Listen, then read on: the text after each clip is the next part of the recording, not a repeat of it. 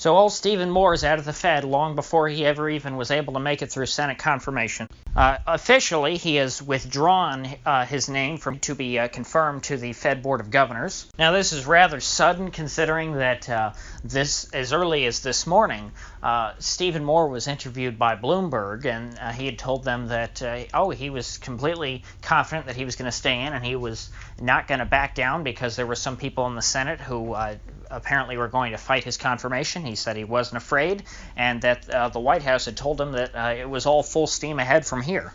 And according to one journalist, Joshua Green, he had spoken with Moore 35 minutes before the president had tweeted out announcing that Moore had withdrawn his name from consideration, and said that at that time Moore had still thought that he was on and that he was going to be confirmed. So in Green's words, it would seem as though Stephen Moore got prebissed, meaning that Trump announced that Moore had resigned, essentially, but long before Moore even knew himself. So, in essence, Trump just fired Moore on Twitter. What changed since this morning to make the president suddenly want to fire Moore so quick that he didn't even have a chance to tell Moore himself about it? Well, in that interview with Bloomberg this morning, Moore apparently pushed back against something that the president had said. This past Sunday, you may have seen that the president tweeted out that he wants the Fed to immediately cut interest rates by 1% and return to quantitative easing immediately. Essentially, Trump wants the Fed to crank up the printing press and start shooting out dollars and pumping them into the economy. Now, Moore's big folly was when asked by Bloomberg whether he supported that or not. He said, "No, I'm not entirely for a 1% cut." He said that he would only support a 0.25% cut at this point. So keep in mind that Moore still wants to cut rates. He still wants an easier money policy. He wants to try and inflate the economy and crank up equity prices. However, he doesn't quite want to go as hard into it as perhaps the president feels that they need to as of this past Sunday. But even such a minor divergence from the president's preferred policy was enough to get Moore axed in this case.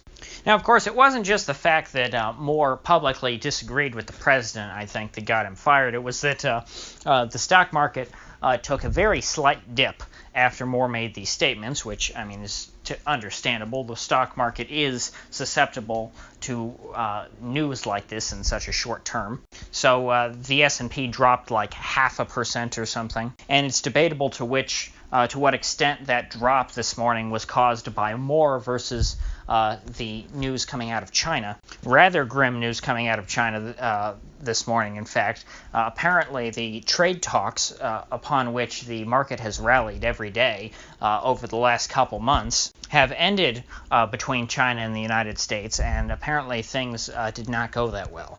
We have no details yet. However, we just had somewhat of a negative news story about it coming out this morning, and the markets did take a bit of a dip after that.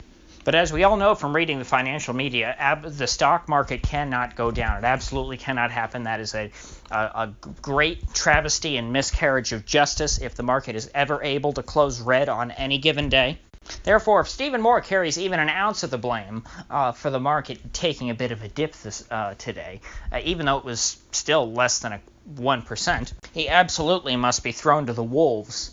And therefore, the president decided to cut him loose. Now, the president's hell-bent on this easy money policy of cutting rates in QE because he feels that the Fed was very nice to Obama for 8 years for keeping rates at zero and for running QE 1, 2, and 3 for much of his presidency.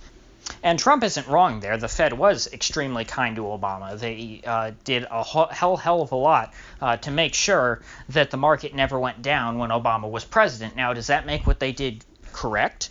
No, it was actually a terrible idea because they went and they blew up this big ugly bubble. President Trump recognized that when he was running for president. He repeatedly called out Obama's growth under his presidency as fake and saying that the stock market was a sham, which it was, and it still is. However, Trump doesn't want to experience the pain of any significant stock market correction. Trump wants to make sure that the market goes up every day from now until the next election.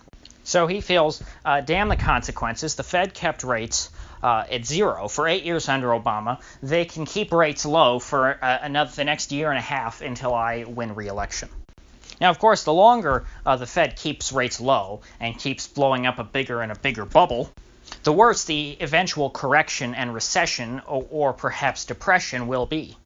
The more money the Fed prints and dumps into the economy trying to inflate asset prices, the bigger the bubble gets, the more malinvestment that's created, the more those assets will have to depreciate until they find some kind of real market floor. Of course, if Trump was really hoping to keep rates at 0% forever, he shouldn't have gotten rid of Janet Yellen. And if Janet Yellen wanted to retire, he sure as hell shouldn't have appointed Jay Powell. Now, Jay Powell, by my standards, is an extremely easy money kind of guy. He's raised rates way too little for my tastes. He hasn't done enough to try and burst the bubble and correct the economy. However, Powell has not left rates at zero. And not only has he not restarted quantitative easing, which was the Fed's policy of just buying up assets and printing money, he has actually allowed the Fed's balance sheet to run off, meaning that they are, in essence, selling assets. Now, this shouldn't be shocking, considering that by Fed standards, Powell was considered to be somewhat of a hawk, meaning that he leaned towards less inflation, and therefore a somewhat harder money policy, though everyone at the Fed really is quite soft on money. But Trump just as easily could have appointed another very, very dovish Fed chairman like Janet Yellen, who could have kept rates at zero for him forever and perhaps started QE4 in the first quarter of his presidency. But now that the president is stuck with Powell, he's been doing everything he can to try and influence him and as I said, appoint a couple people, Stephen Moore being one of them, Herman Cain being the other, to sit on the Fed Board of Governors and try and swing the internal debate at the Fed towards an easy money policy, which I don't think is a very hard sell for folks at the Fed. I am absolutely certain that there will not be another rate hike in this business cycle, and who knows how long it'll take for the Fed to finally get around to cutting rates some. However, I don't think they will cut rates nearly as much as the president may like. Until just recently, the president was calling for the Fed to only cut rates by 0.5%. Now he's calling on them to cut rates by 1% and restart quantitative easing.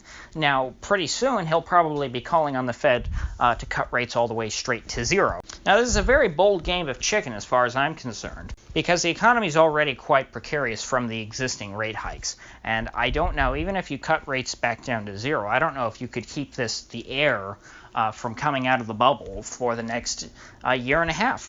I mean, we have a long way to go until the election, but I think at this point it's probably the president's best shot, because if the president were to give Powell the okay to go ahead and raise rates, not only would we have a worse stock market crash than in 2008, but we don't know what other sorts of problems that would cause in the economy and whether there would be able to be a recovery within 18 months. And certainly, because it would be such a bad crash, the government would try and get involved and inevitably end up slowing the recovery. So we almost certainly would not be in a recovery by the time that Trump's reelection rolls around.